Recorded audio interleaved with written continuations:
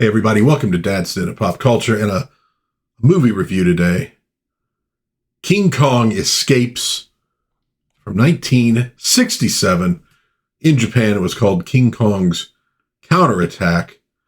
A nice reminder that every movie you watch does not need to be deep or meaningful. There is room in this world for movies that are just fun. And this is a fun movie. So, down with the poster, up with the slideshow. Are there going to be spoilers? There's going to be spoilers. I might as well put the spoiler sign up. Again, it's not like there's a lot of complex twists and turns to the plot, but just so you know, we will be spoiling things just a little bit. So the movie opens with a submarine gliding through dark waters. Obviously, it's a special effect. It's a miniature submarine. Looks really good. They do a real nice job with this. We hear some music, and then a roar. Folks, we are in a Rankin Bass production here. Obviously, they did a lot of Christmas-themed and holiday-themed things, but they did a lot more than that, including the King Kong show, which is why they're producing this, and a lot of other great cartoons. We then get to our title, King Kong Escapes. Now, Toho had already produced a King Kong versus Godzilla film in 1962 and was looking to make a sequel. Our film stars Rhodes Reason, brother of Rex Reason. The two look very, very similar and have very similar voices. He plays Commander Carl Nelson. Now, this is a character based on Carl Bond, a character in the King Kong cartoon show that Rankin Bass did. Akira Takarada plays Lieutenant Commander Jiro Nomura. Second in command to Commander Nelson. The submarine in this film operates under the auspices of the United Nations, so it has an international crew, kind of like the USS Enterprise. Lieutenant Susan Wilson, who is based on the Susan Bond character from the cartoon, is played by Linda Jo Miller in the flesh, and voiced by Julie Bennett. Bennett also does the voice for Madame Piranha, who is played by Mie Hama. The film is directed by the great Inoshiro Honda, or perhaps Ishiro Honda. I've seen it both ways. Famous for such little, known kaiju films as Godzilla, Rodan, stuff like that. As the credits continue to roll, we see the bridge of the submarine. Now, I didn't see this movie as a kid. I probably saw it for the first time, maybe just about, 3 or 4 years ago, I think, on an episode of Svengoolie. But if I had seen this as a kid, I would have gone wild for this kind of stuff. I love these kinds of things. And I think it's an important aspect of these kaiju films. They were made for kids, and they hit on a lot of things that really get kids interested, get kids excited. That's kind of their aim, and they really deliver on what they're going for there. Now, the credits give the screenplay credit to William J. Keenan, but elsewhere it is given to Takeshi Kimura, who did Frankenstein vs. Baragon, The War of the Gargantuas, and Destroy All Monsters, based on a story by Arthur Rankin Jr., again, known best for maybe Rudolph the Red-Nosed Reindeer, Frosty the Snowman, but also The Hobbit, The Last Unicorn, The Flight of the Dragons, and of course the King Kong show. With the credits over, we see Lieutenant Susan Wilson exit her office and have a little interaction with some of the crew. She proceeds to the captain's, we'll just call it his office, where he and First Officer Jiro are looking over some images of a giant gorilla. Yeah, you know this guy. She asks if this has something to do with their mission, but no, in fact, it does not have anything to do with their mission.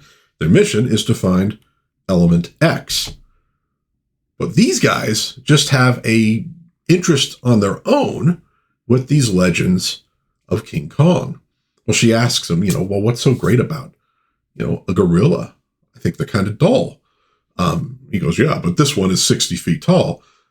So she goes, well, he's not real. Well, Commander Nelson and Lieutenant Commander Jiro have been researching him for years, and they are positive he is real and believe he lives on an island near here. So at this point, we can see that we're kind of getting a retelling of the 1933 film King Kong. We have the ship, the folks who have heard of a giant gorilla, the legends, who somehow, he managed to get to a South Pacific island. And we have a woman that Kong can fall in love with. Romance. It's a beautiful thing. Well, the island in question is called Mondo. And it's actually only just a little bit off their course that they're on. But unfortunately, they have no time to spare.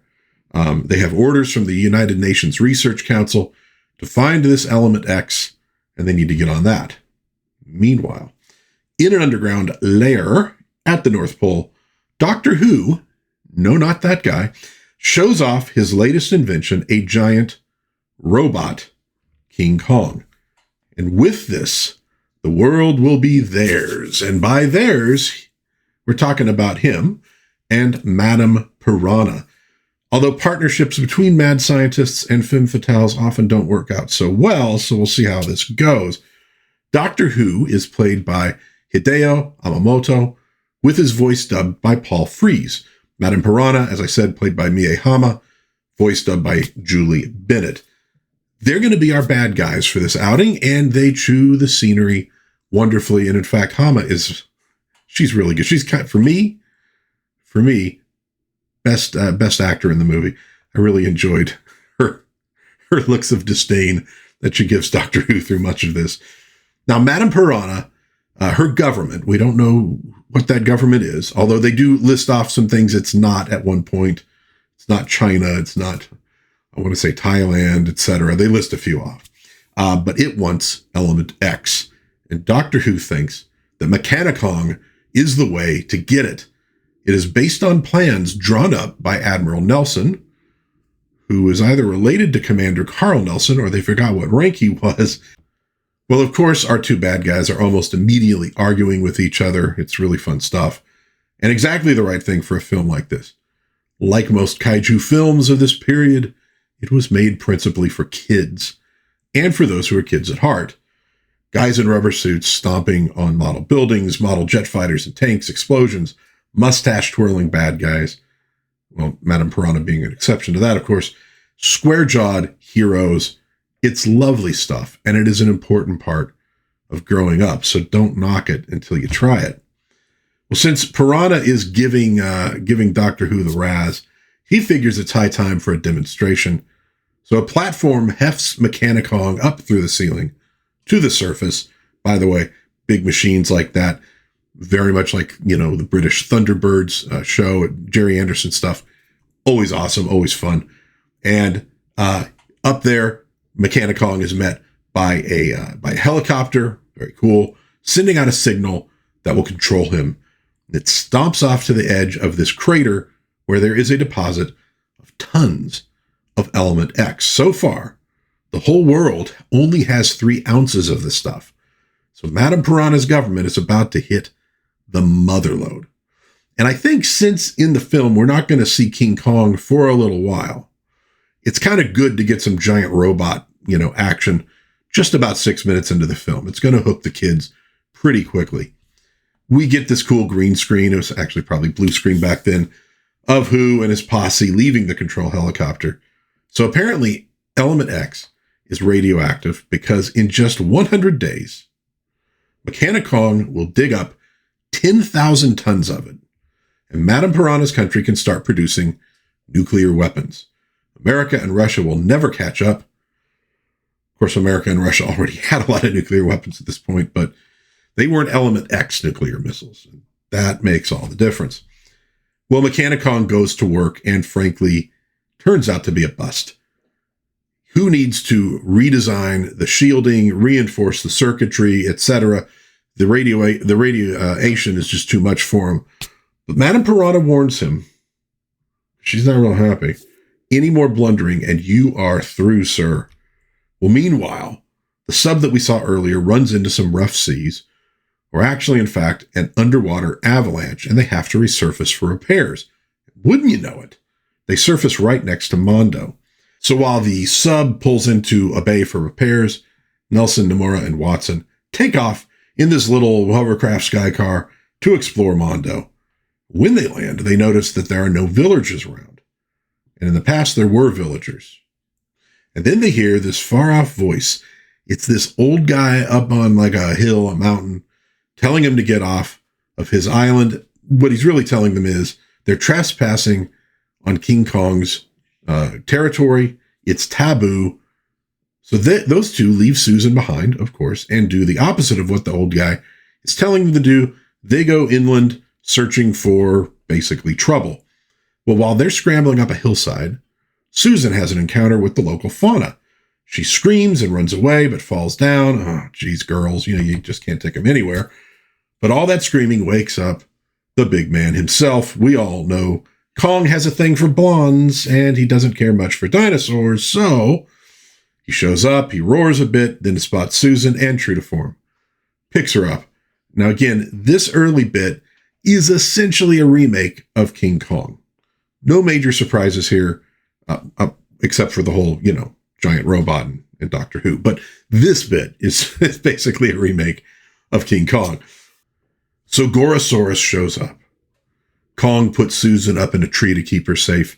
And then we get some good old-fashioned senseless violence, punching, kicking, biting, etc. And eventually Kong is victorious.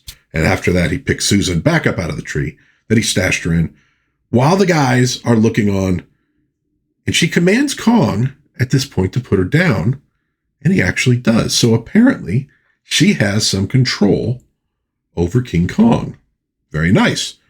Now, once on the ground, she reunites with Carl and Jiro, and they manage to escape when Gorosaurus turns out to have one chomp left in him, kind of latches on to King Kong's ankle.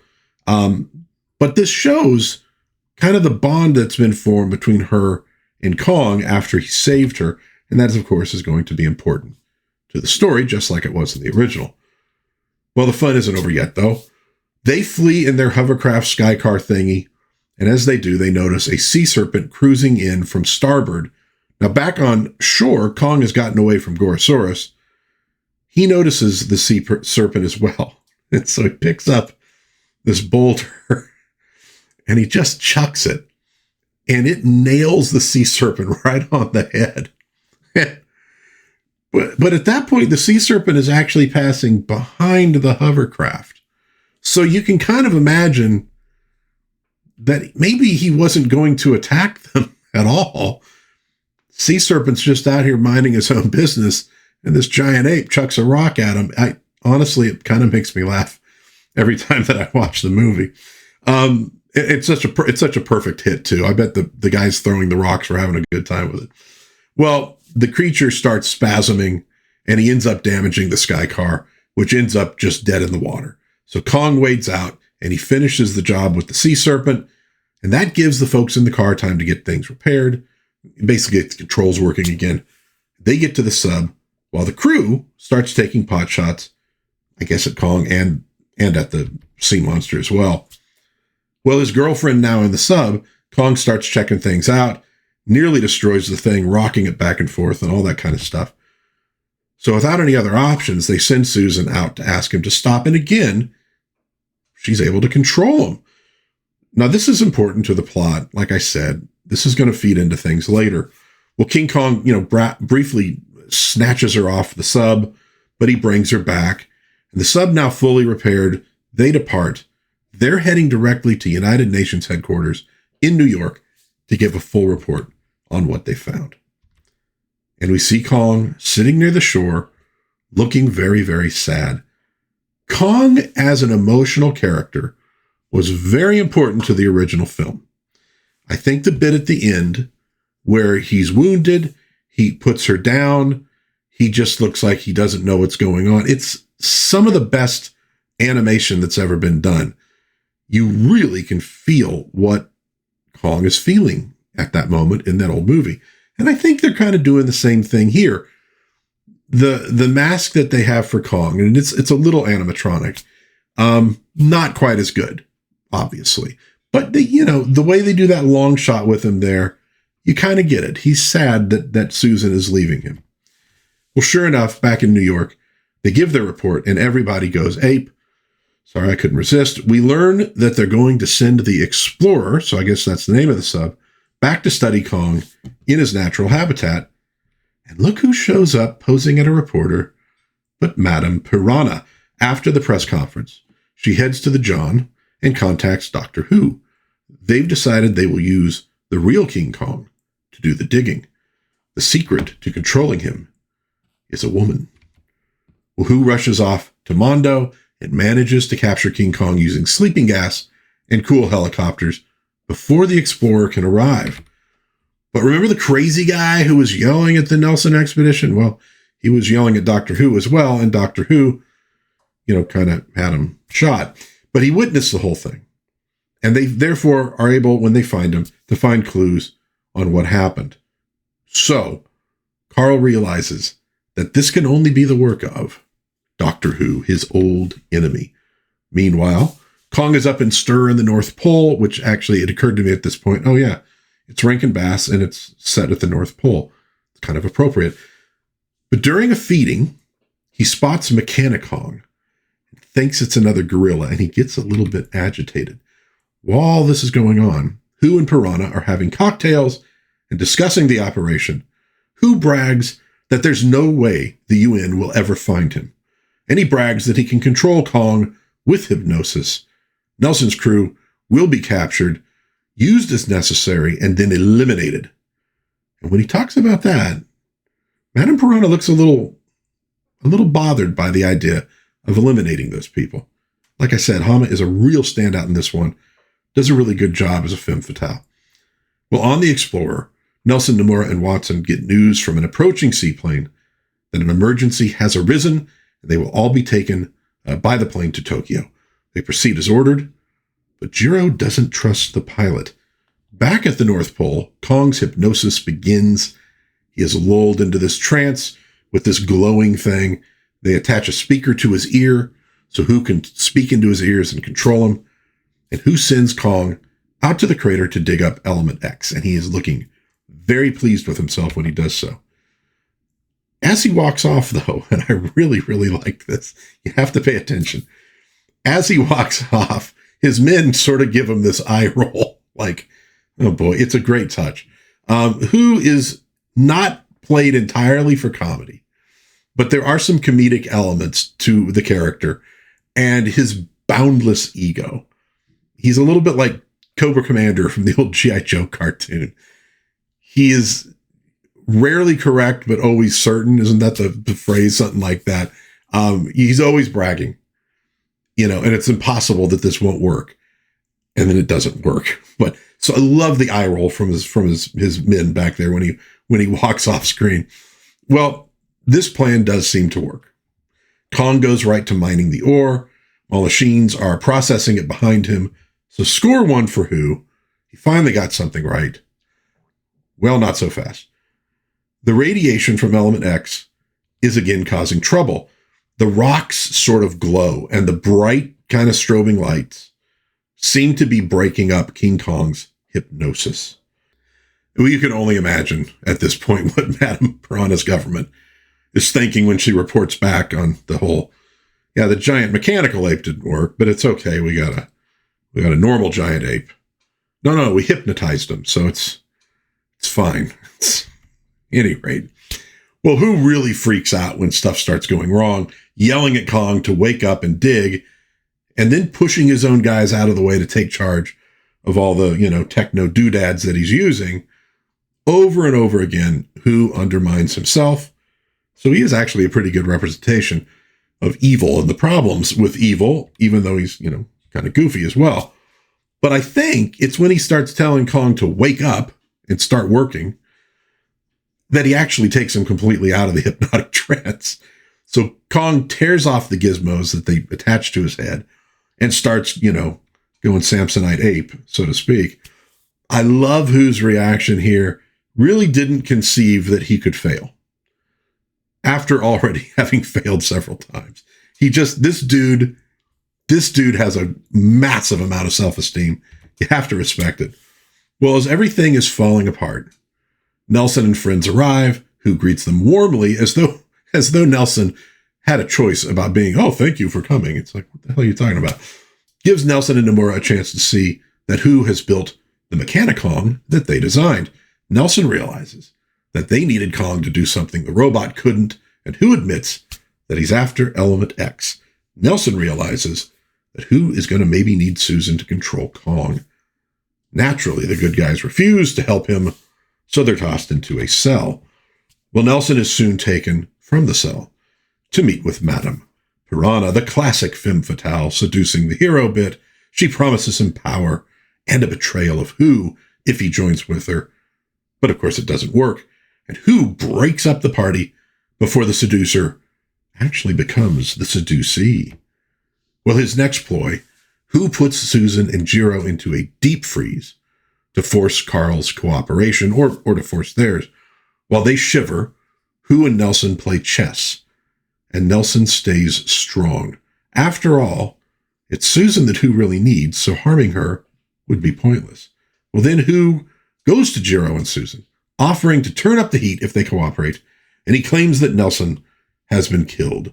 He tears Susan away from Jiro. I think this is actually the only time you hear Linda Jo Miller's voice when she's screaming here, chaining Jiro and pretty much giving the ultimatum: help me or your boyfriend dies. While this is happening, Kong starts tearing up the base. The bad guys flee, and Susan is able to grab the keys and release Jiro from his chains. Half of the mountain ends up caving in. Kong digs his way out, and he is now free. Lots of alarm bells going off and such, henchmen running all over. You get the idea. The heroes manage to get back together, and Madame Piranha shows up to help them escape, or so they think. Apparently Carl was just too damn macho for her to resist. It's really actually kind of how my wife and I got together. So Who unleashes Mechanicong to deal with the situation, but he's too late. Kong has decided to swim back home. Kong probably doesn't know he's at the North Pole, so the distance is, well, at any rate. Well, in the base, Who recaptures the trio and Piranha in her quarters. They got this funky music playing. It's actually kind of cool. Piranha tells Who it is all over. He's a failure. And Who disagrees. Again, you cannot knock this guy's balloon down. It's impossible.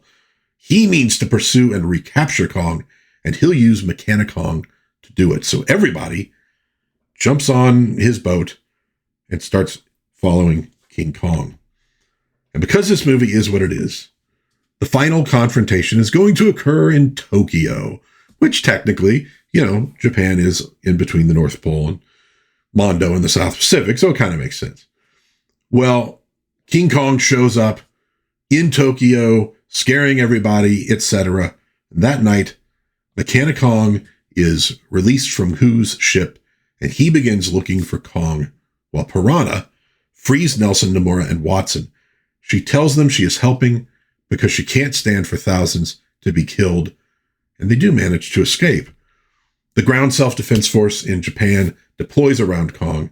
Nelson tries to convince them not to attack. If they do, Kong is going to fight back and destroy the city. His plan is to calm Kong down. With Susan, Susan and Jiro arrive on the scene. The troops initially try to stop her, but she insists on speaking to Kong. And this actually works. She runs to him and calms him down. So I guess the day is saved. Until Mechanicong shows up. You get a tender moment between Susan and Kong. She tells him to run because he cannot defeat a machine, but he sets her down and goes off to fight the robot monster like the hero that he is. Well, it turns out Who installed the hypnosis device on Mechanicong's head, and it almost works at hypnotizing Kong, but Jiro, takes it out with a rifle shot. So the two go after it, and of course, it looks bad for Kong initially, but then the robot steals Susan and climbs up this big radio tower. That's all that Kong can stand. He can't stand no more. He pursues, and Who speaks through the robot, telling him to surrender, or Susan will be dropped to her death. Susan pleads for help. Who thinks he finally has it all figured out, but of course, he is wrong. Madame Piranha intervenes, and they have a fight that ends with her being shot by Who. Thankfully, just a flesh wound. Well, Kong climbs up the tower after Mechanicong. The robot runs. Kong grabs his leg, and he drops Susan, but Kong catches her. And with Susan relatively safe, The only thing left for Kong is to kick some shiny metal butt. While Jiro helps Susan off the tower, it's actually a really good sequence. You know, you have some stakes and good pacing, the way they switch from bit to bit. They do a good job with this, and it does make for a good climax to the film. So Jiro manages to get to Susan. Piranha disables Who's controls at the crucial moment, but she does so this time at the price of her life. But King Kong is triumphant. He knocks Mechani-Kong off the tower.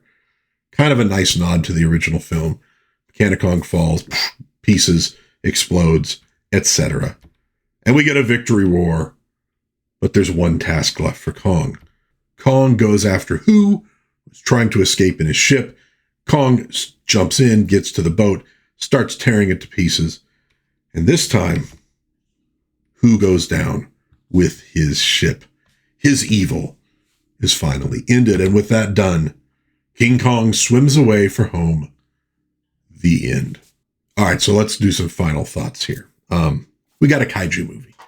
It's action, it's adventure, a little bit of comedy. It's for kids, but honestly, even as an adult, there's some stuff that you kind of laugh at that I think you can kind of enjoy. The special effects are pretty good. They do a nice job with it. And I also like, it's a very bright movie, colorful. You know, they do a nice job with that. It's got a little bit of that mid-century modern stuff going for it. The fight between the two gorillas, not too bad. It's not like your typical knockdown, drag out on land, though. They're fighting up on this tower. Makes it a little bit more interesting. You don't get quite the same moves. I mean, there's a little bit of fighting down on the ground, of course, at first. Really reminds you of pro wrestling. And pro wrestling was big in Japan at the time, you know, and I'm not talking like sumo. I'm talking kind of American style pro wrestling. Makes sense that you got this sort of link between pro wrestling and kaiju fights at some point in all of these movies. The villains, they're fun. Doctor Who he's great.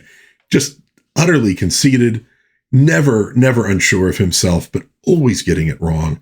And I love, like I said, the way his men react to that in one scene, but also the way Madame Piranha reacts to it, of just like, oh Lord, dude, you just screwed up and you're telling me that you can't fail? Like, what are you talking about? But they don't play him like a ha funny villain, you know? So the humor is a little more subtle with Who. Madame Piranha is a great femme fatale. Hama does such a fantastic job. I mean, look, it's a goofy kind of movie, you know, ultimately, but she does a fantastic job with it. And she has, you know, kind of a redemption arc in the movie. There is actually some character development going on in King Kong Escapes. Good pacing overall in the film. You know, they linger a little bit here and there, but not too bad. You know, we get a couple fights. We got the Gorosaurus. We got the fight at the end. You get to see the robot moving around. You get Kong doing some stuff. So you get enough giant monster in there. And, you know, one of the problems that kaiju films often have are, you know, people are like kind of tired of the humans. The human being characters are kind of a pain. These guys are a little over the top, you know, the square-jawed hero types, the crazy villain, mad scientist. Don't really mind when they're on screen. It kind of works. They could almost be a movie without the King Kong and Mechani-Kong characters. It could be like a spy thriller, you know? So it's not too bad. It kind of works. And there you go, folks. King Kong Escapes, a really fun kaiju movie. One of my favorites. Watched it a few times. I'm sure I'll watch it many times again in the future when I get the opportunity. Let me know what you think in the comments of King Kong Escapes, or if you got any kaiju thoughts at all, I'd love to hear it. I will do some more of these movies at some point in the future because I grew up on them. I just love them. And yeah, it's primarily kaiju films with guys in rubber suits, models, and airplanes, and that kind of stuff. That's what I'm really into. But let me know what you think in the comments. If you enjoyed this little look back at King Kong Escapes, let me know with hitting the like. Maybe think of subscribing to the channel. Maybe share with a friend. That would be very, very cool. But until next time, God bless everybody. Please be kind to one another. Have a little bit of fun out there. Watch some kaiju flicks. And I will see you again, hopefully soon, in Dad's Den of Pop Culture. Bye-bye.